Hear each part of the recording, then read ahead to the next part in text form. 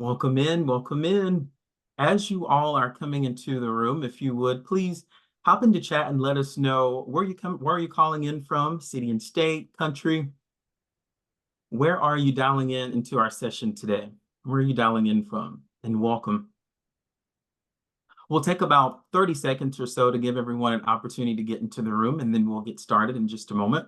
I see Rockville, Maryland. Welcome in from Elsa. Thank you. Again, for those of you who are just joining us, please feel free to type into chat where you're calling in from today. And we'll get started in just a moment here. Welcome in, welcome in. Awesome, awesome. So far, I've seen Rockville. I've seen someone said from Atlanta. Welcome in. Awesome, awesome. So I want to thank you all for joining us today. We'll go ahead and get started. And as people are coming into the room, we'll continue to let them in and pick up where we are in the session.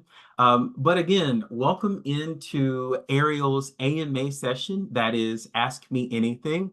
And our topic for today is Leadership Unfiltered. So for those of you who have joined our previous AMA sessions, I saw a few names that I recognize. It's nice to see you again.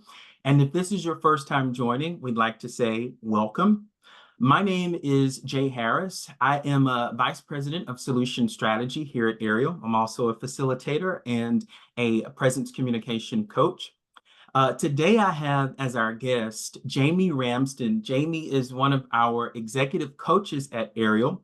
He is a former CEO and a published author. Jamie recently published a book entitled Let's Go, How Great Leaders Shape the Future. And so I'm excited to delve into that a little bit more during our time today. In just a moment, I'll give Jamie an opportunity to introduce himself a bit more, and we'll hop into some of your questions. If you were unable to submit questions prior to the session, do not fret. You can also pop those into the chat. We'll be monitoring the chat throughout the session and answer those to our best ability with the time that we have. For any questions that we don't get to, we will answer those and follow up in the follow-up communication following this session.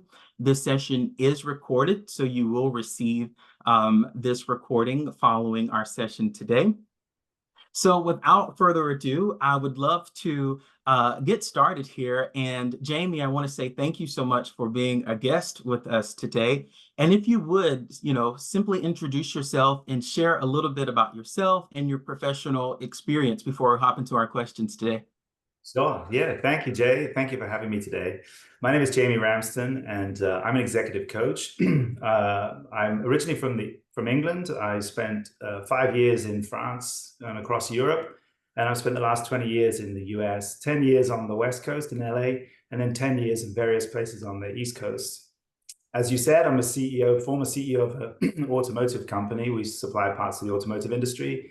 But also, this is kind of unique, I think, in most executive coaches, is that I was actually a coach while I was a CEO. So I would take time out. I was certified by the Center for Creative Leadership, and I would take time out of my schedule to go and coach other executives as part of my leadership development. I have an MBA specializing in leadership and change management. And as you mentioned, I just launched a book in May called Let's Go, How Great Leaders Shape the Future. Nice, nice. Thank you so much, Jamie. And I will say, I have read the book. I've read the book. I've also listened to the book because it's available on audiobook as well on the plane a few days ago. And it's a great book. And I love how you immerse a lot of that experience into the book. And so we'll get more into that in just a moment. But thank you so much. I'll go ahead and hop into the first question that we have. Jamie, even in our conversations outside of this session, but also it's woven throughout the book, you describe effective leaders as role models, community builders, sense makers, and future shapers. I wanted to ask you, which of these roles do you find leaders struggle with the most? And how do you give them advice, or how do you coach them on that? Yeah. And so, yeah, the book is based on the model. The book is organized into 4 separate sections, which are the leader as role model, leader as community builder, leader as sense maker, and leader as future shaper, which mirror the 4 domains in which leadership takes place: the individual, the team, the context, and the mission. And so you can make an argument that all of these areas are under assault, if you like, in the current world. as a function of external forces, organizational forces, and even individual or employee forces. Sort of the COVID, post-COVID world that we're working in hybrid environments, technology, which was supposed to set us free and doesn't seem to have done that. But the two that I could see particular that people need to be focused on around community building and sense making. So based on the data that we get back from the 360s that we run, we have a custom 360 that uses our model and the Center for Creative Leadership database. And so based on the feedback that we get, the two that really seem to stand out at the moment are around being a community builder, because it's so much harder. When I was a chief exec 20 years ago, most of the people were in the same building, in the same room, on the same time frame. And so, that's fragmented in a way that, again, we can still stay tethered to our work, but that is fragmented in a way that makes it harder now. And leaders have to be much more intentional about being a community builder. Yeah. Go ahead. I was just going to say, it reminds me of something that we say here, Ariel, in terms of a quality or a characteristic of a leader as being able to connect with both their hearts and their minds. So, this community builder and sense maker has a bit of both of those worlds tied to, and I just wanted to acknowledge that, the importance of it. Yeah, and so there's much more intentionality that we have to bring to when and how we bring people together, because it used to happen organically during the course of the day. Now it has to happen more intentionally. And so that's the sort of how of leadership, how that is changing around community building. So we're having to be a lot more intentional about how we build communities. And I just want to point out that community is not just your direct reports. When I talk about community, and this is in the book, is we're actually anybody who is helping to move your organization's mission forward, whatever that may be, is part of the community. And so that can be partners inside and outside of the organization. It can be clients, it can be supply chain, it can be vendors, it can be partners, it could be local government administrators. Like, the community is as wide as you choose it to be. And so we've got to bring some intentionality about how do we create these moments where people can come together. That's outside and inside the organization. The second thing is then sense making. So a leader's role is to help codify complexity or simplify complexity and codify the world. That has always been the case. And so the sense making in a world that seems uncertain, there's even more of an emphasis on what's happening here. We're in the midst of a revolution. We don't know exactly what it looks like on the outside or the other side of this, but we know that there's accelerating demands and that change is happening more and more rapidly. And so a leader really needs to help people to codify and make sense of the world. So this sense-making capability. And so one of the things I'd say to people to compensate for this is really helping leaders to understand that when somebody walks in your office and says they present a challenge to you, a lot of times as leaders, our objective is, oh, there's a problem I need to solve. Let me turn around and get it back out the room with a solution, right? Well, let's get on a call and find a solution. But actually, there are moments of truth. Those are the moments of truth inside your organization where you can help somebody to not just understand themselves, but also help the connections within the organization, or what is going on, or a part of the organization that they can't see, or a part of the industry that they can't see. And so taking time to help people understand that is now an advanced capability that's necessary in a world that seems more uncertain. Awesome. Awesome. Thank you so much, Jamie. And again, you just, gave more validity to the ideas we were talking about just a moment ago, where I mentioned about that heart and mind being a priority as it pertains to leadership. It's interesting how that community piece gets left behind sometimes, because we're thinking this is work, it's all work, but we forget to build that sense of relationship and to connect with people at the human level. So I love that. Yeah. The second thing that I wanted to bring to your attention for an answer about is, you've coached senior executives from various industries and regions, and you and I have talked about this outside of this session. I wanted to know, are there any common leadership challenges that you've observed across different cultures and industries? And if so, how do you address them in your coaching? Yeah, so there are two that seem to stand out, and they seem to be, typical across executives in different industries, different organizations, and across the world.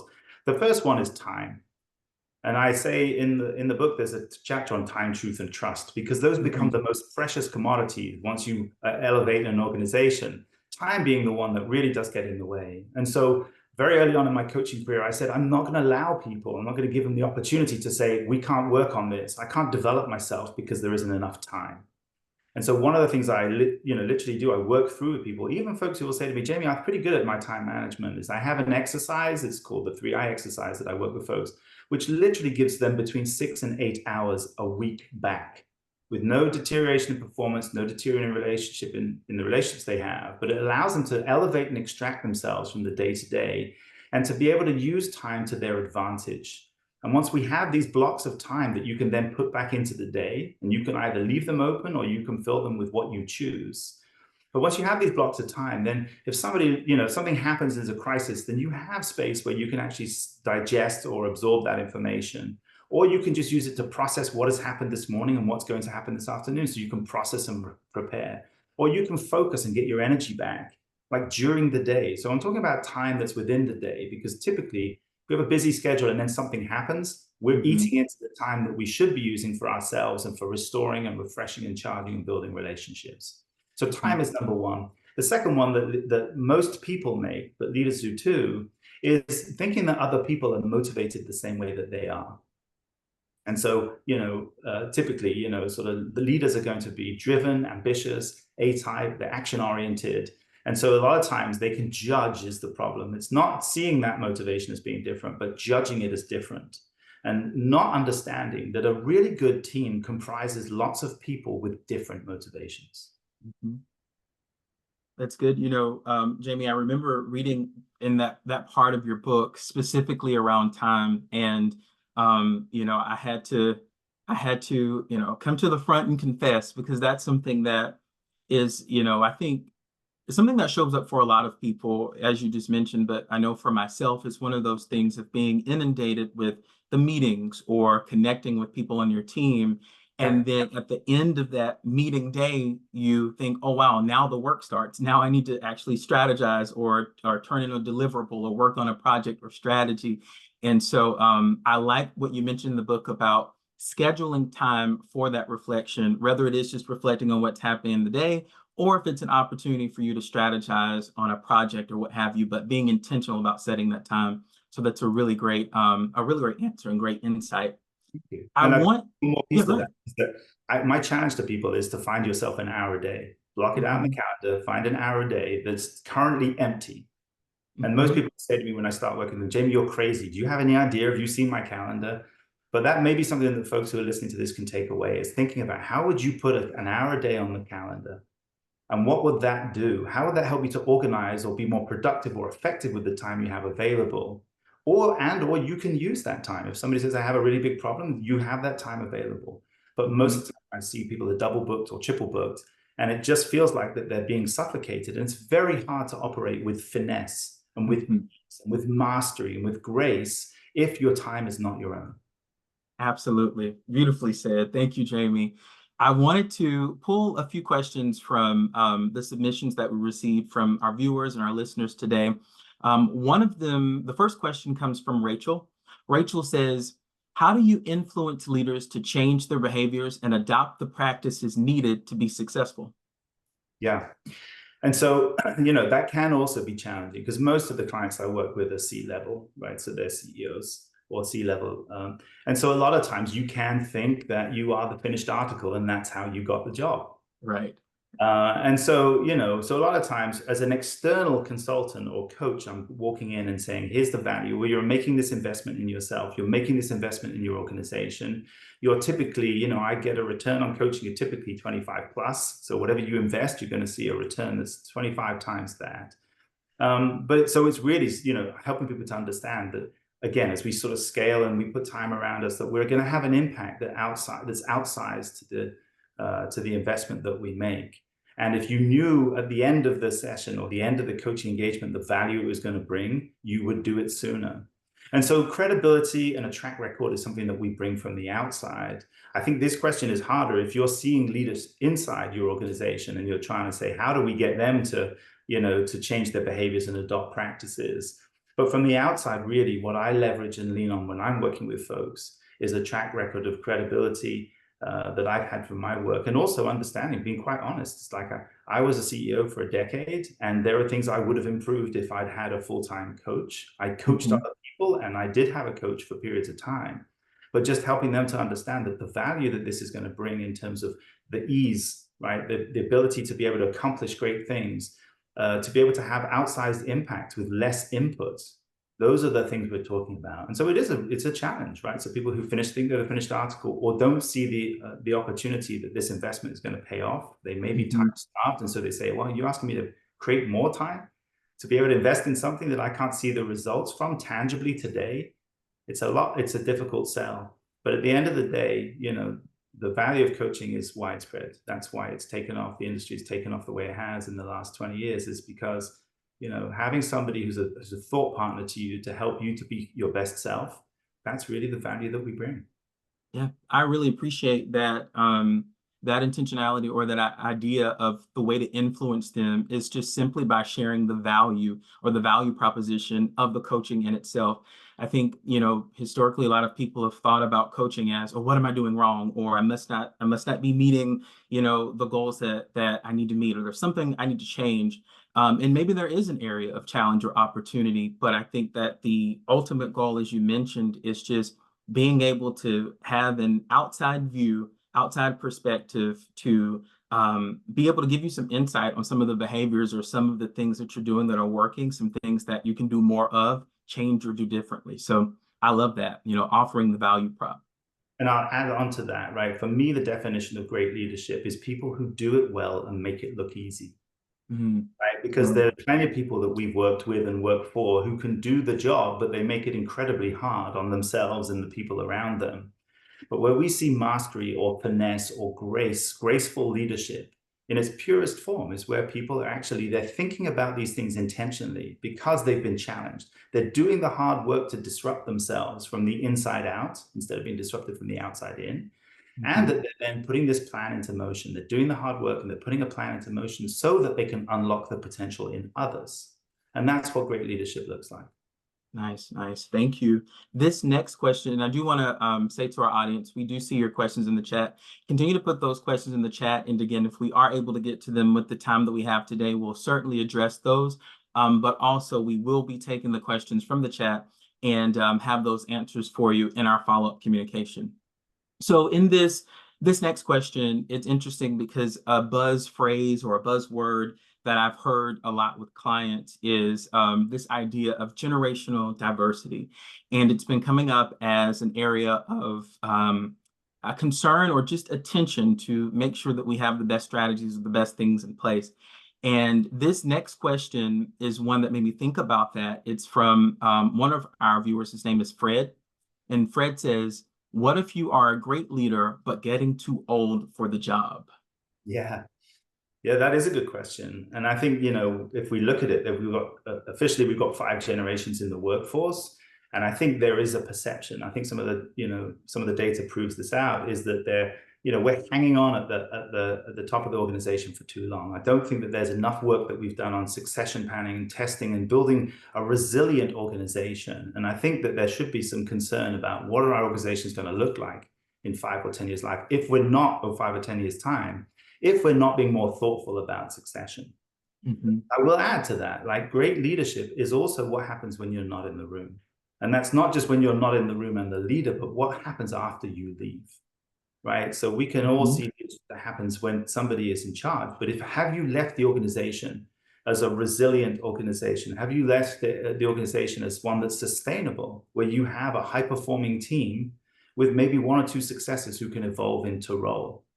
And so, if you're a leader and you feel like you're getting too old for the job, a challenge I have for folks is that you should, think about, how do you make yourself redundant? So that the team, like making yourself redundant in terms of your inputs, so that the team can operate with little to no touch from the leader in terms of the transactions or the tactical work that has to happen day to day.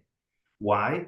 Because a great leader is going to elevate and extract themselves and be able to think and operate at an enterprise level, particularly at times like this, where there's uncertainty and there's a lot of disruption and a lot of chaos, and so the leader needs to elevate and extract and see, where are we going? Where are my clients going? Where's the industry going? Where's the market going? Where's technology going?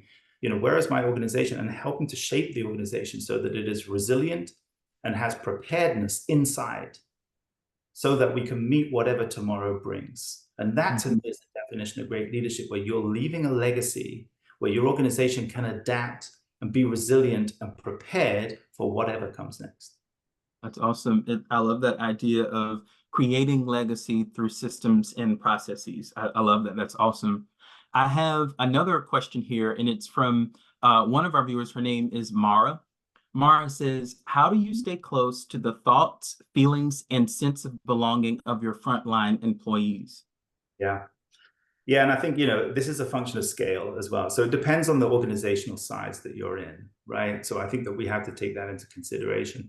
The typical way that organizations will do it now is through employee surveys or ENPS scores, right? And those are very worthy. But I think to Mara's point, a survey I'm always taking with a pinch of salt, even the ones that I used to get in my organization, because to your point, it doesn't talk about what lies beneath. I may not be comfortable sharing. And so the real answer is to get out with the frontline workers, to find opportunities to go and spend time with people, time where you're either side by side or face to face. And there's this little space, this little pause. And I like to say silence is where the magic happens, where there's a pause or a space where somebody can say, hey, by the way, I want to tell you this thing. And so that is a great way of teasing out from the front line. I think Richard Branson, I read something about him last week, who went on one of his boats and then stayed a week because he wanted to really get to understand and spend time with his employees on the front line. And I think that's really the only thing that you can do. Now, of course, in a large organization, that's going to prove difficult, but it should be a complement to anything that we're doing in terms of officially pulling information from the organization or pulling information from the organization and then counterpointing that with, how am I seeing, or what am I hearing from the folks in the front line, or what is other people hearing from folks in the front line?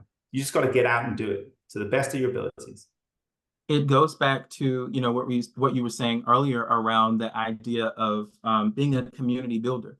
That's also a matter of not just how do you bring people together who are essentially logging on to work from several modalities, but also how do you build that sense of trust and rapport and relationship? And as you mentioned, it is going out and getting it and showing up in that way. So that's awesome. I have another question here from Aaron. And Aaron says, what's changed, if anything, about the demands on a CEO over the past few decades? What do you know now you wish you knew when you started your leadership journey? Yeah.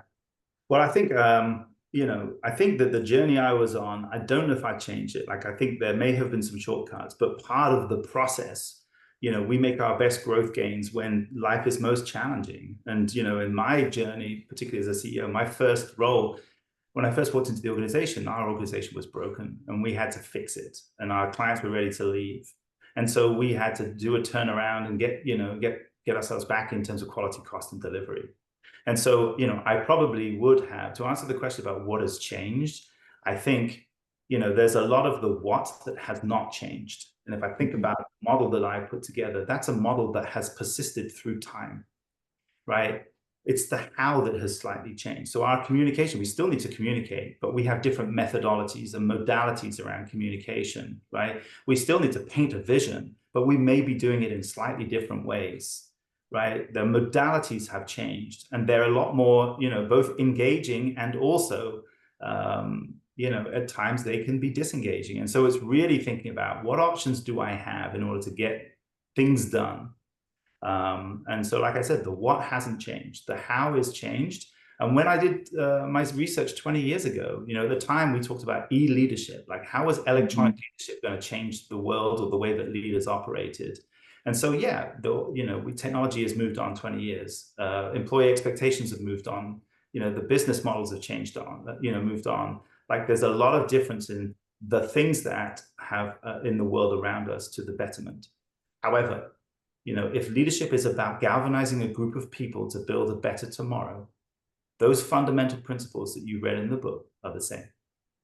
Nice, nice. It's not about what has changed, but how it has changed in terms of how we continue to implement those fundamentals through different modalities. That's awesome. I have one more question here that I'll ask you. And this is something that I noticed as a reader of your book and some of the other readers that have joined us and submitted their questions. Your book, it aims to help leaders elevate their game, and live a full, live their lives to its full potential, but not just as a leader, but also as a person. So Mhm. one of the things that came across our desk frequently, and something that I wanted to ask also, is what are some daily or weekly habits you believe are essential for leaders to adopt to achieve this continuous growth? Yeah, and I think so. The first one, you've heard me talk about it already, right? Time, Hmm. space, and energy. A lot of challenges I have is how we're going to increase the quality or the quantity of time, space, and energy. Why do we need that? To be able to restore and recharge. We need to be able to process what's happened and prepare for what's coming. And at its best, if we have some free time, then we can think about where is the market going? Where are my clients going? Where is our organization going? Where is technology going? So time, space, and Hmm. energy is really important personally and professionally. Secondly, then I'd say maintaining a sense of perspective. That's important for mental health. It's important for your ongoing mental health is to have a sense of perspective, which means, okay, I've got to do sleep, nutrition, exercise. Let's just get the fundamentals there. But also family, friends, my hobbies, faith, if you have faith, like the things that can anchor you and give you a sense of perspective, because they will ultimately lead to a better sense of happiness, because success in one area on any given day can be balanced by a lack of success in another area, and vice versa. So if I'm having a bad day at work, I can go home and do something either with my kids, my family, my friends, a club that I join that helps me to keep that sense of perspective. And over time, that's really important. That's something that I've been really focused on. But then finally, what I challenge people to do is disrupt themselves from the inside out, Mm. right? It's to get curious. It's to get feedback, right? It's to be curious. It's to get uncomfortable and find ways of evolving as a human being that influence your capabilities and capacities as a leader. Because if you don't, you will be disrupted from the outside in. Wow, that's profound and very good. I like that. You have time, perspective, and disrupting oneself from the inside out. Such a great concept, and thank you. I did want to I did see that we had one more question in our chat that I will read to you. And this specific question, it comes from Scarlett, and Scarlett says, have you been part of succession planning efforts? If so, what methods or processes have you seen work best? Yeah. Yeah, so a lot of times if I'm working with succession planning, it's the lens that I work through is typically through the leader themselves. So not as part of an organizational succession planning, but it might be the leader in HR. But really what the first thing you got to do is, and I come back to the point I made earlier on, what does my team look like? Hmm. I have a great team today. Fast forward 12, 18 months. What does my team look like? How capable are they? Because a great leader is going to have a high performing and autonomous team that can operate independently with little or no influence on the day to day from the leader, that they can solve problems and collaborate together. And there may be, hopefully, one or two people within that team who could ultimately succeed, right? So Hmm. a lot of people will say, yeah, I've got a great team. And then I say, well, are they ready? Are they prepared? Are they resilient for what may come around the corner? Oh, actually, no, we need to go back. And so then we're talking about individually and collectively, how do we get the team to evolve individually? And that can be the horizontal skills of the things that we know, as well as the vertical skills or vertical leadership, which is about my capacity to learn and how I know. But also then thinking about, well, what's the team dynamic? How does the team work well together? How do we manage through chaos or manage through change? And how do we have difficult conversations? That's typically. And so my succession work that I do with a leader will start with what does the team look like? And then that can move down the organization too. Awesome, awesome. Well, thank you so much, Jamie, and thank you for all of you who have submitted questions prior to the session. Also those that came through during the session in the chat. We will address those questions, the ones that we didn't get to, and also the ones that you put into the chat in the follow-up. You will receive a recording of this session. Jamie, I want to say a big thanks to you for being here as our guest. And again, back to our participants also. Jamie's book is Let's Go, How Great Leaders Shape the Future. As I mentioned, it's also available digitally and audiobook. So please, it's a must read, and it's applicable. It's something that's practical, I should say. And until next time, again, thank you for joining, and I hope you all have a great rest of the day. Thank you.